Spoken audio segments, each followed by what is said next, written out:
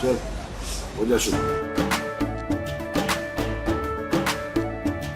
केसरिया से मन जोगी हुआ रे, दिल झूमे देखो पतवारा हुआ रे, दिल झूमे देखो पतवारा हुआ रे।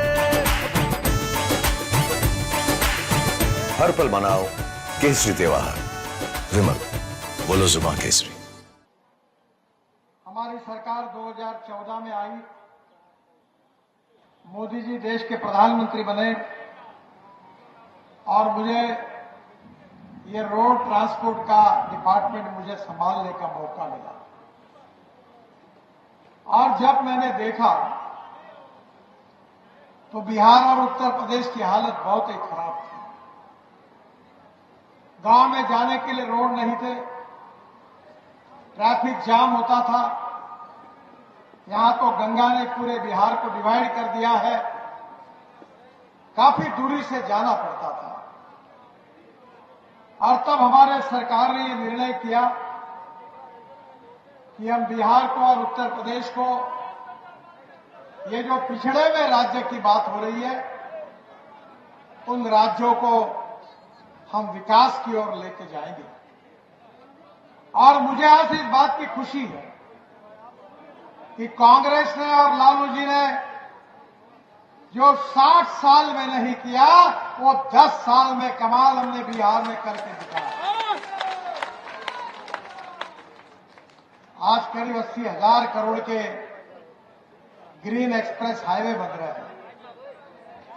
बिहार तेजी से बदल रहा है और केवल रोड नहीं बनते।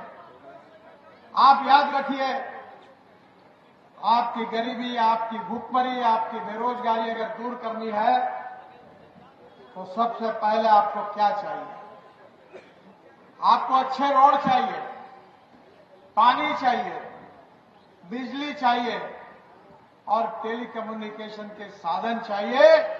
ये 4 चीजें जहां होती है वहां उद्योग और व्यापार बढ़ता है, और जहां उद्योग और व्यापार बढ़ता है वही रोजगार मिलता है। मैं हमारे ऑफिस में मैंने American president John F Kennedy ji का एक बहुत बड़ा ऐतिहासिक वाक्य लिखकर रखा है। उन्होंने क्या कहा था? उन्होंने कहा था कि American roads are not good because America is rich, but America is rich because American roads are good. उसका अर्थ ऐसा है कि अमेरिका धनवान है, इसके कारण अमेरिका के रास्ते अच्छे नहीं हुए, तो अमेरिका के रास्ते अच्छे हुए, इसके कारण अमेरिका धनवान हुई। गिरिराज जी हमारे जिस डिपार्टमेंट के मंत्री है, उन्होंने अनेक गांवों को मजबूत रोड से भी जोड़ने का काम किया। मैं आपको बताना चाहता हूं, मैं मुंबई में मंत्री था, महाराष्ट्र में। आप कभी मुंबई आओगे तो आपको देखने के लिए मिलेगा कि मैंने मुंबई में 55 उड्डान पुल बनाया। पहले देश का मुंबई पुणे एक्सप्रेस हाईवे बनाया, और समुद्र में जो आप टीवी पे देखते हैं, वर्ली बांद्रा सी लिंक प्रोजेक्ट बनाने का सौभाग्य भी मुझे मिला। जब हमारी सरकार नहीं आई फिर से, तो अटल बिहारी वाजपेयी देश के प्रधानमंत्री थे। अटल बिहारी वाजपेयी जी ने मुझे बुलाया और मुझे कहा कि आपने शहरों में बहुत काम किया है, अब गांव को जोड़ने वाली योजना आप तैयार करो। मेरे अध्यक्षता में एक कमेटी तैयार हुई जिसमें रिजर्व बैंक के डिप्टी गवर्नर थे, नाबार्ड के चेयरमैन थे।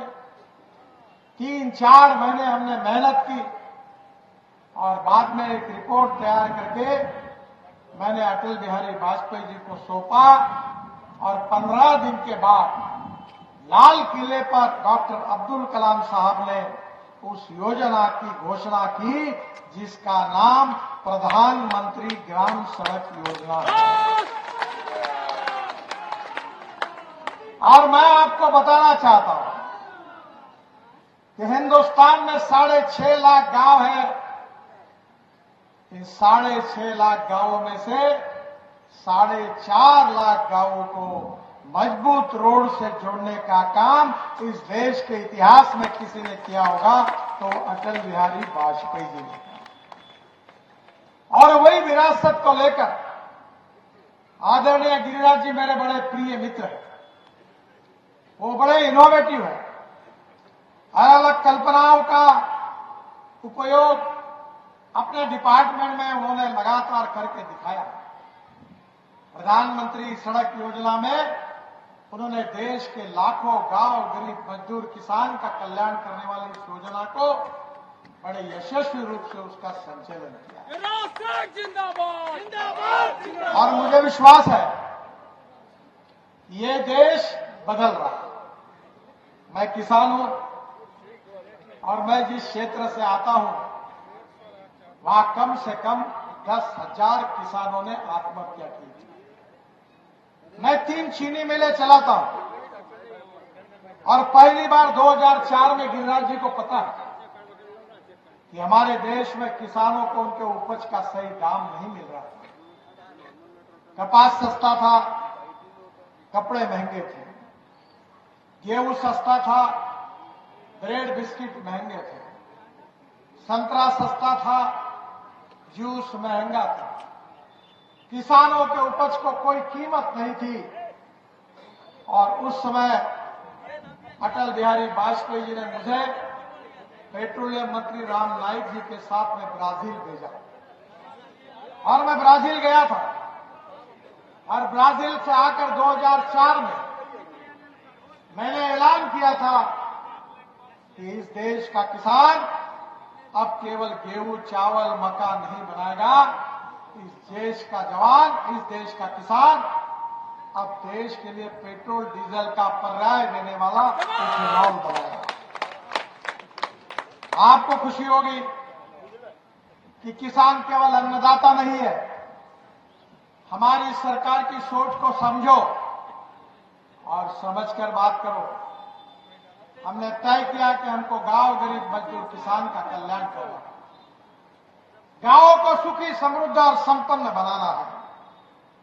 किसानों के फसल के सही दाम देना है और युवा लोगों के हाथों को काम देना है। और इसीलिए बहनों और भाइयों, अब किसान केवल अन्नदाता नहीं है, अब किसान ऊर्जादाता बन गया। ऊर्जादाता, ये गिरिराज जी की पूरी कॉन्स्टिट्यूंसी है ना, इसको जितनी बिजली लगती है उससे ज्यादा बिजली मैं जो किसानों के लिए शुगर फैक्ट्री चलाता हूं वो उतनी बिजली तैयार करते हैं। बिजली किसान 380 मेगावाट बिजली तैयार करते हैं। मुझे मालूम नहीं बिहार सरकार कितनी करती है, पता नहीं मुझे। एनटीपीसी की बिजली ज्यादा यूज करती है। हाँ? मेरे पास इनोवा की गाड़ी है, हाइड्रोजन पे चलने वाली गाड़ी है, इलेक्ट्रिक पर चलने वाली गाड़ी है और गिरिराज को सब गाड़ियों में मैंने घुमाया। अब हमारे देश में शुगर केन जूस से इथेनॉल बनता है, मक्के से इथेनॉल बनता है, ब्रोकन राइस से इथेनॉल बनता है, ये जो राइस स्ट्रॉ है जिसको हम परली कहते हैं उससे इथेनॉल बनता है, बाम्बू से इथेनॉल बनता है। हमारे देश में 16 लाख करोड़ रुपए देश के बाहर जाते हैं और हम खाड़ी देशों से पेट्रोल डीजल आयात करते हैं। पर हमारी सरकार ने अगर कोई काम किया होगा तो किसान को अन्नदाता से ऊर्जादाता बनाया, ऊर्जादाता से ईंधनदाता बनाया। और अब ईंधनदाता नहीं तो अब पंजाब और हरियाणा में मैंने इनिशिएटिव लिया और जो पराली जलाते थे जिससे प्रदूषण होता था उससे बिटुमिन बन रहा है, बिटुमिन डांबर बन रहा है। अब किसान डांबर भी बना रहा है। पानीपत में प्लांट लगा हुआ है इंडियन ऑयल का, 1 lakh litre ethanol per day तैयार होता है, 150 टन डांबर तैयार होता है और 76,000 टन हवाई ईंधन तैयार होता है। जिसके ऊपर हवाई जहाज चलेंगे। आप शायद मुझे जानते नहीं क्योंकि मैं आपके एरिया में कम आया, पर मैं झूठी बात और झूठे वादे करने वाला प्रोकनाल लीडर नहीं हूं। जो बात कहता हूं वो डंके की चोट पर पूरी करके दिखाता हूं। 10 साल में मेरे भाषण पूरे मीडिया वाले रिकॉर्ड कर रहे हैं। कोई माय का लाल पैदा नहीं हुआ, जो बात मैंने कही वो जो नहीं हुई वो कहने वाला कोई कह रहा है। और इसलिए मैं आपको आश्वासन दे रहा हूं कि आने वाले 5 साल में ये हीरो, होंडा, बजाज, टीवीएस, इसकी स्कूटर और मोटरसाइकिल, मैं ट्रांसपोर्ट मंत्री हूं, अथॉरिटी हूं इसका, ये पूरी किसानों ने तैयार की हुए 100% इथेनॉल पर चलेगी। मेरे ईमान पर इंडियन ऑयल ने देश में 300 इथेनॉल के पंप खोलने का निर्णय किया है। और अब इनोवा जो टोयोटो की है, वो टोयोटो की गाड़ियां, मारुति सुजुकी की गाड़ियां, ये फ्लेक्स इंजन पर आ रही है। ये गाड़ियों में मैंने गिरिराज जी को सफर करवाया। ये गाड़ी में पेट्रोल का रेट है 120 रुपए लीटर, इथेनॉल का रेट है 60 रुपए लीटर। और ये जो इनोवा गाड़ी मेरे पास दिल्ली में है, नागपुर में भी है, मैं घूमता हूं चुनाव में, उसमें आजकल मैं Z+ में हो तो बुलेट प्रूफ गाड़ी मेरे लिए पुलिस वाले कहते इसमें बैठी, और कहता मैं किसान हूं, मुझे गांव गरीब मजदूर किसान का कल्याण करना है, मैं इसका प्रचार करता हूं। और मेरी गाड़ी 60% बिजली पे चलती है और 40% बायो इथेनॉल जो आप मक्के से तैयार करते हो, शुगर केन जूस से तैयार करते हो, उस पे चलती है। अगर आज मैं आपको सवाल पूछना चाहता हूं कि अगर आपके यहां मक्का लगाते हो, चावल लगाते हो, और अगर इससे पेट्रोल बनेगा, इथेनॉल बनेगा, तो इसके भाव बढ़ेंगे, तो फायदा किसको होगा? मैं 10 साल से जब जब बिहार आता था तब नीतीश कुमार जी को, इनको सबको कहता था कि मक्के से इथेनॉल शुरू करो, ब्रोकन राइस से इथेनॉल शुरू करो। और मुझे खुशी है कि आज बिहार में भी प्रोजेक्ट शुरू हो रहा है, और वो दिन अब बेगूसराय में यहां भी प्रोजेक्ट शुरू हो रहा है।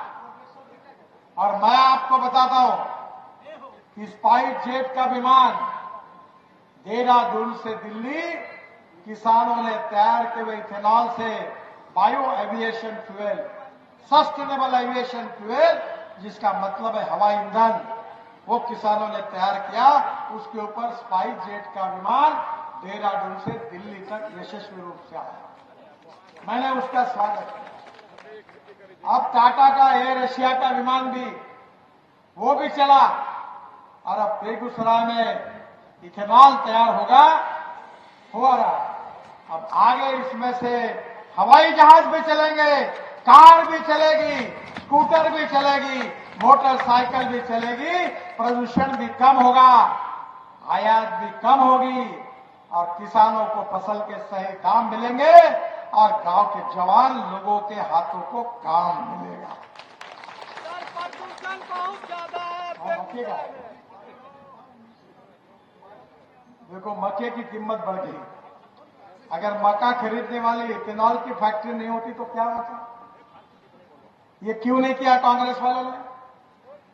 कांग्रेस और इतने दिनों में शासन था ब्राजील में, 1954 से लेकर इथेनॉल चल रहा है, क्यों नहीं लाया उसको?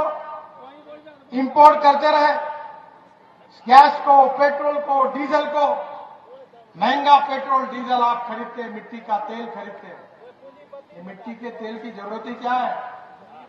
कोई जरूरत नहीं। पर ये क्रांति अगर किसी ने की तो मोदी जी के नेतृत्व में जो हमारी सरकार आई उसने की।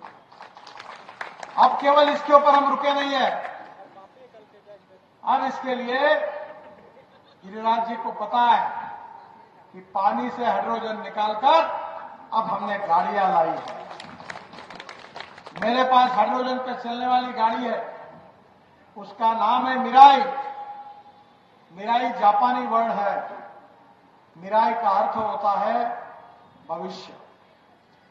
हमारा भविष्य का फ्यूल है हाइड्रोजन, और मैंने हाइड्रोजन की गाड़ी मेरे पास है जिसके ऊपर भी गिरिराज जी ने चक्कर लगाया। मैं झूठ नहीं बताता, ये सब होने वाला है। गांव में जो अंधेरा है, गरीबी, भूखमरी, बेरोजगारी का, वो छटेगा। गांव का विकास होगा, गांव में अच्छे रोड होंगे, गांव में किसानों को उसके फसल के सही दाम होंगे, गांव के युवाओं के हाथों को काम होगा। केवल स्मार्ट शहर नहीं तो स्मार्ट देहात भी बनेंगे और आपका जीवन सुसह्य होगा। ये हमारा सपना है। हम राजनीति में मंत्री और सांसद बनने के लिए नहीं आए, हमको समाज बदलना है। मैं तो 1975 में मैट्रिक की परीक्षा पास करने के लिए मेरी एग्जाम थी। जयप्रकाश जी का आंदोलन शुरू हो गया, मैंने अपने शिक्षा की तरफ ध्यान नहीं दिया और पूरी तरह आंदोलन में शरीक हो गया। जब इंजीनियरिंग कॉलेज की एडमिशन हुई तब मुझे एडमिशन नहीं मिली, क्योंकि मेरे को 49.26% मार्क मिले। 50% के ऊपर मार्क होते साइंस ग्रुप में, तभी इंजीनियरिंग को एडमिशन मिलती और मैं इंजीनियर नहीं बन पाया। पर बहनों और भाइयों, मैं समग्र क्रांति की जो बात जयप्रकाश जी ने की थी, वही बात को लेकर politics is the instrument of socio economic reform, इस बात पे विश्वास रखकर राजनीति में काम कर रहा हूं। मुझे कोई दुख नहीं है, मुझे इंजीनियरिंग बनने का सौभाग्य नहीं मिला, पर आज मेरे डिपार्टमेंट में 7 वर्ल्ड रिकॉर्ड बने, 7। और आपको शायद मालूम नहीं होगा, मुझे 9 डॉक्टरेट्स मिली है, डिलेट्स, बड़े बड़े यूनिवर्सिटी। हम देश के लिए काम करना चाहते हैं, हम गांव गरीब मजदूर किसान के लिए काम करना चाहते हैं। यहां कम्युनिस्ट पार्टी खड़ी है, इन्होंने, इनका क्या हुआ? मुझे आपको बताने में बड़ा, देश का इतिहास बताने में खुशी हो रही है। 1947 में 3 विचार प्रवाह थे। एक कम्युनिस्ट विचारधारा थी, सीपीआई और सीपीएम 2 पार्टियां चलाती थी। देश के मजदूर एक हो, लाल झंडा लेके नाचते थे। फिर मैं जब बीजेपी का अध्यक्ष बना तो मुझे चाइना के कम्युनिस्ट पार्टी के अध्यक्ष ने और प्रधानमंत्री जी ने चाइना बुलाया। मैं भारतीय जनता पार्टी के डेलीगेशन को लेकर चीन पहुंचा। जब मैं शंघाई गया तो वहां जो मंगोलियन वंश के चाइनीज थे वर्ल्ड में, उन्होंने प्राइवेट पब्लिक इन्वेस्टमेंट लाकर चाइना का मॉडल बनाया जो कम्युनिस्ट पार्टी के विचारों के खिलाफ था। तब मैंने उनको पूछा, आप कैसे कम्युनिस्ट हो? केवल लाल झंडा है, बाकी आपने सब बातें छोड़ दी। उन्होंने कहा, देश के हित में जो होगा वो हम करेंगे। आज सीपीएम और सीपीआई का बैंड बाजा बज गया। पूरे देश में, वर्ल्ड में ये पार्टियां खत्म हो गई।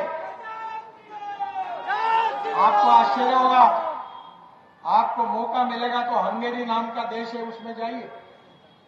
एक बूढ़ा पेश करके उनकी राजधानी है, कैपिटल। वहां एक बहुत बड़ा बगीचा है और गार्डन के एक कोने में 25-30 मूर्तियां एक कोने में डाल के रखी है, लेनिन, मार्क्स, सबकी, और पानी बरसता है उसके ऊपर। मैंने पूछा, ये कैसी आई? बोले, कम्युनिस्ट पार्टी के प्रति लोगों का उद्रेक हुआ और चीड़ के कारण उन्होंने पूरे चौराहे पर खड़ी मूर्तियों को उखाड़ कर फेंक दिया। अब वो कोने में रखी है, उसके लिए आज लोग इनकी कोई पूजा तो छोड़ दो, पसंद भी नहीं करता, क्योंकि उसके कारण हमारे देश की बर्बादी। फिर समाजवादी आए। जॉर्ज फर्नांडिस साहब को मुंबई में आते थे, मेरे ऊपर बहुत प्रेम करते, मैं उनको बहुत मानता हूं। अटल बिहारी वाजपेयी और जॉर्ज साहब को मैं अपने जीवन का आइकॉन मानता हूं। उनकी समाजवादी पार्टी थी, उसमें मधु दंडवा थे, मधुलिमय थे, बड़े बड़े लोग थे, बहुत विद्वान थे। पर समाजवादी पार्टी भी खत्म हो गई। एक दिल के टुकड़े हुए हजार कोई यहाँ गिरा, कोई वहां गिरा। जब कम्युनिस्ट विचारधारा आज खत्म हो गई, समाजवादी पार्टी खत्म हो गई, तो एक उस समय स्वतंत्र पार्टी थी कांग्रेस भी खत्म हो जाए और वो लिबरल इकोनॉमी को लेकर अमेरिकन साम्राज्यवाद की बातों को करते हुए चलाते थे पार्टी, वो भी खत्म हो गई।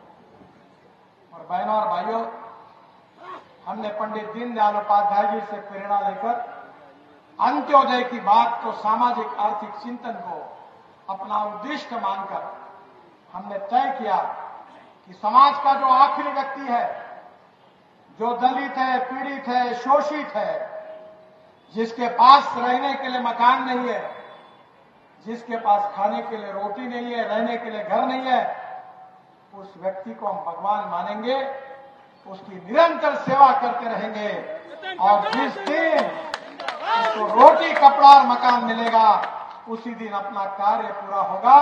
ये पंडित दीनदयाल जब कम्युनिस्ट विचारधारा आज खत्म हो गई, समाजवादी पार्टी खत्म हो गई, तो एक उस समय स्वतंत्र पार्टी थी कांग्रेस भी खत्म हो जाए और वो लिबरल इकोनॉमी को लेकर अमेरिकन साम्राज्यवाद की बातों को करते हुए चलाते थे पार्टी, वो भी खत्म हो गई। और बहनों और भाइयों, हमने पंडित दीनदयाल उपाध्याय जी से प्रेरणा लेकर अंत्योदय की बात को सामाजिक आर्थिक चिंतन को अपना उद्देश्य मानकर हमने तय किया कि समाज का जो आखिरी व्यक्ति है, जो दलित है, पीड़ित है, शोषित है, जिसके पास रहने के लिए मकान नहीं है, जिसके पास खाने के लिए रोटी नहीं है, रहने के लिए घर नहीं है, उस व्यक्ति को हम भगवान मानेंगे, उसकी निरंतर सेवा करते रहेंगे और जिस दिन उसको रोटी, कपड़ा और मकान मिलेगा उसी दिन अपना कार्य पूरा होगा। ये पंडित दीनदयाल उपाध्याय जी का सामाजिक आर्थिक चिंतन हमारा मिशन है, हमारा उद्देश्य है। बहनों और भाइयों, मैं भी 2 बार पार्लियामेंट का मेंबर, अभी भी आऊंगा, लाखों मतों से चूक गया। बिहार में मैं कहूं कि नहीं कहूं मुझे संकोच हो रहा है, पर मैं मेरे क्षेत्र में लोगों को कहता हूं, कोई भी व्यक्ति उसकी जात, पंथ, धर्म, भाषा और सेक्स से बड़ा नहीं होता, उसके गुणों से बड़ा होता है। और इसलिए जो गरीबी, भूखमरी, बेरोजगारी है, ये सबके लिए है। जिस भाव में हिंदू को पेट्रोल मिलता है उसी भाव में मुसलमान को मिलता है। जिस भाव में गैस का सिलेंडर फॉरवर्डर को मिलता है उसी भाव में बैकवर्ड को मिलता है। हमारी बेसिक बातें हैं गरीबी, भूखमरी और बेरोजगारी। अब मैंने तो कहा, मेरे लोगों को 15 साल से कह रहा हूं कि जो करेगी जात की बात उसको कस के पड़ेगी लात। और मुझे सब जात, पंथ, धर्म, भाषा के लोग वोट देते हैं। और ऐसा भी नहीं, अभी मैं लगातार महाराष्ट्र और देश में घूम रहा हूं, सब जाति के लोग मुझे सुनने के लिए भी आते हैं और मुझे मिलने के लिए आते हैं। 4.5 करोड़ यूट्यूब पर मेरे फॉलोअर्स हैं और 3 लाख रुपए महीने की कमाई होती है मुझे। लोग वीडियो सुनते हैं। तो मैं आपको बताना चाहता हूं कि आपका सही सवाल गरीबी, भूखमरी, बेरोजगारी है। पढ़िए, अच्छी शिक्षा प्राप्त करिए, अच्छा उत्पादन कृषि में बढ़ाइए, कृषि माल कर प्रक्रिया करने वाले उद्योग शुरू करिए। 24 घंटे बिजली चाहिए, पीने का पानी चाहिए, गरीब को मकान चाहिए। मैंने ये सब करके दिखाया। गिरिराज जी आए मेरे पास, मैंने मेरे क्षेत्र में 15,000 युवाओं को रोजगार दिया, उसमें से 200 भी मेरे जात के नहीं है। मैं स्मार्ट विलेज बना रहा हूं और जो गरीबों के लिए काम करता हूं उसका टर्नओवर 2,500 करोड़ है। ये संभव है। और इसलिए मैं आपको बताना चाहता हूं कि किसानों की, हमारे देश की जनता की गरीबी, भूखमरी और बेरोजगारी, जिनको समाप्त करने में पूरी तरह फेल्यूर हुए, जो फेल हो गए, वो अब जाति जाति को जलाकर, जात, पंथ, धर्म, संप्रदाय को लड़ाकर जातिवाद की और सांप्रदायिकता की राजनीति करते हैं। जब कन्विंस करना मुश्किल होता है तो कंफ्यूज करने की कोशिश करके उससे बच के रहिए। और मैं विश्वास देता हूं कि मोदी जी के नेतृत्व में हम ऐसा हिंदुस्तान बनाना जा रहे हैं जो विश्व गुरु होगा, गांव गरीब मजदूर किसान का कल्याण होगा, $5 ट्रिलियन की इकोनॉमी बनेगी और दुनिया की तीसरी महान आर्थिक व्यवस्था बनेगी। ये विश्वास हमने जनता को दिया। मैं मंत्री हूं, मेरे पास कोई पैसे की कमी नहीं। मैं लाखों में बात करता हूं। मैं बिहार में केवल 80,000 करोड़ के ग्रीन हाईवे बना रहा हूं। गंगा के ऊपर 13 ब्रिज बना चुका हूं और भी कोई 15 नहीं 25 बनाने होंगे तो मैं बनाने की औकात और ताकत रखता हूं। आप बोलोगे पैसा कहां से आएगा? यही तो मेरा फॉर्मूला है। जिसको अध्ययन करना है वो जरूर मेरे पास आए, मैं उसको समझा दूंगा। इस देश में पैसे की कमी नहीं है, इस देश में ईमानदारी से देश के लिए और गरीबों के काम करने वाले नेताओं की कमी है। मैं 50 लाख करोड़ रुपए के काम 10 साल में कर चुका हूं। तो है माइका लाल कॉन्ट्रैक्टर जो कह सके कि गडकरी साहब से टेंडर मिलाने के लिए उनके घर मुझे मिलना पड़ा, अगर कोई होगा तो कान में बता दो, मैं छोड़ दूंगा। हम देश के लिए काम कर रहे हैं, हम गरीब के लिए काम कर रहे हैं, हम किसान के लिए काम कर रहे हैं, हम देश को शक्तिशाली बनाना चाहते हैं। इस विचार के लिए काम कर रहे हैं। और इसलिए बहनों और भाइयों, मैं आपको बताने के लिए आ रहा हूं, आप चिंता मत करिए, जितनी मांगे है उतनी कर लो, डरने का काम नहीं है। मेरे पास द्रौपदी की थाली है, तुम जितना मांगोगे उतना दूंगा। और मेरी कंडीशन एक ही है कि गिरिराज को लाखों वोटों से जिताकर भेजिए, बाकी सब काम हो जाएगा।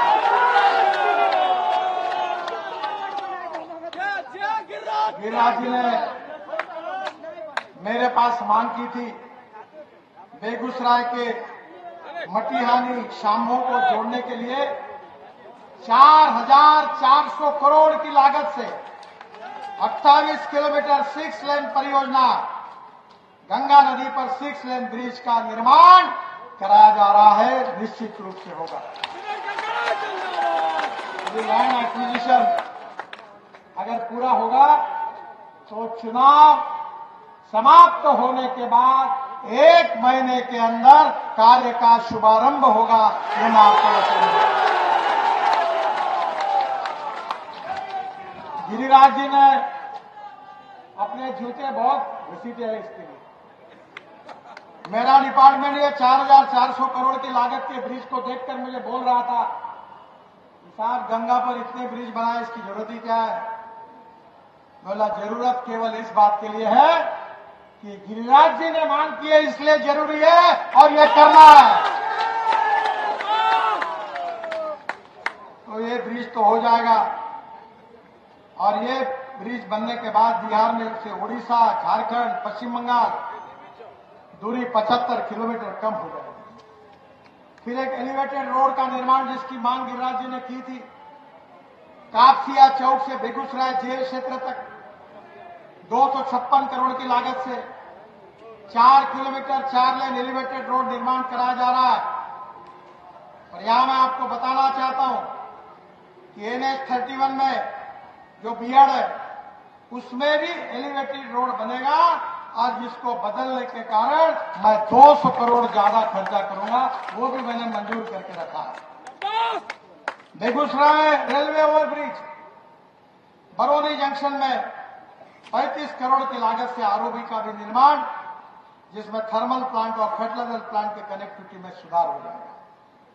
मोकामा में गंगा पर ब्रिज निर्माण, फिर मेरे डिपार्टमेंट ने वही बात कही। मैंने कहा गिरिराज जी ने मांग की है, मोकामा में ओटा से सिमरिया के बीच 1161 करोड़ की लागत से 1 किलोमीटर लंबा गंगा पर रेल सड़क पुल का और अप्रोच रोड का निर्माण भी हो रहा है। ब्रिज के दोनों तरफ 8.5 किलोमीटर 4 लेन सड़क का भी निर्माण किया जा रहा है।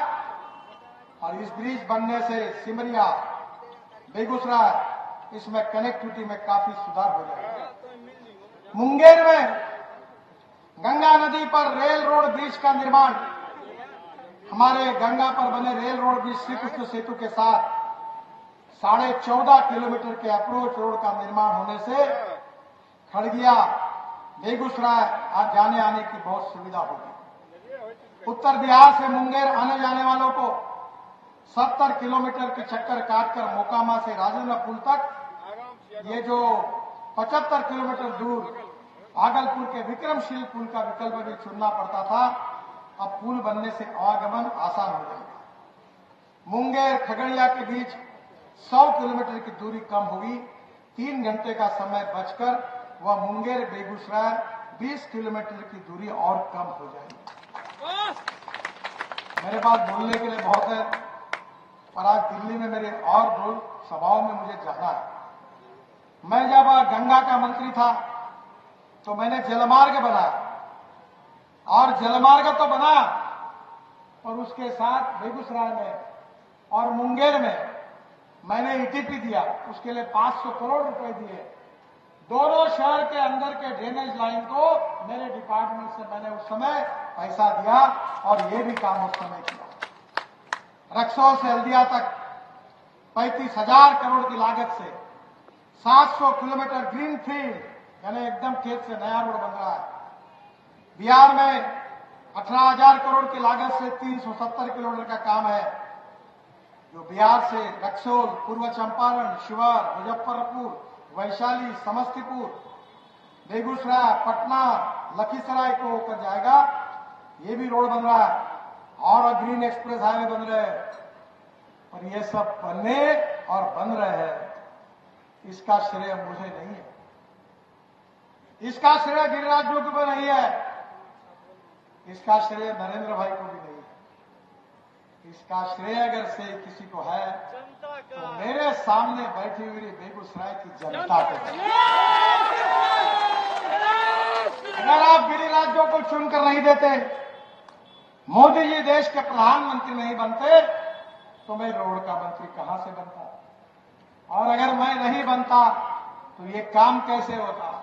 ये आपके कारण हुआ है, और इसलिए आपका आशीर्वाद, आपकी शुभकामनाएं गिरिराज जी के साथ रखिए। पिछले बार जो मार्जिन थी, उससे और ज्यादा मार्जिन से उनको जिताइए, लोकसभा में भेजिए, फिर से एक बार मोदी जी के नेतृत्व में काम करने का मौका उनको दीजिए।